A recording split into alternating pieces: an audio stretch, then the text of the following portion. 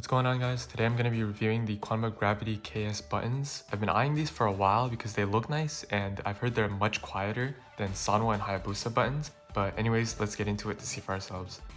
So here it comes in a nice metal box. It does have a few dents in it, but regardless, I think it's still very nice packaging. So now for the actual buttons.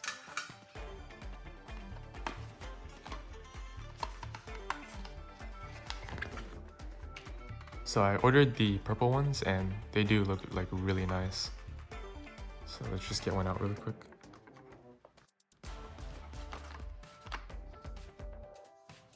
And here they are, and here's a quick sound test, and I'll do a better one later, but here it is for now.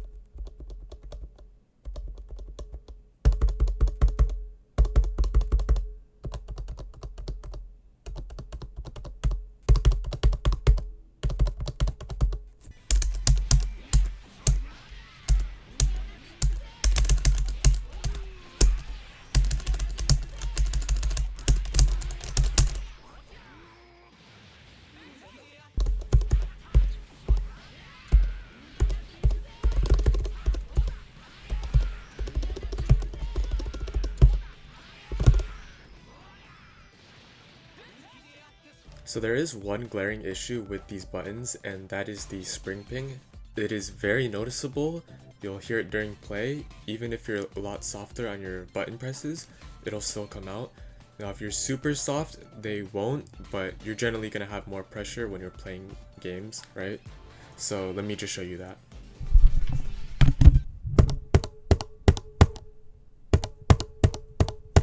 So one solution I've heard of is looping the switches inside, but I don't have any, so I'm kind of stuck with this issue. But even if you loop it, the sound reduction isn't complete and you will still hear it.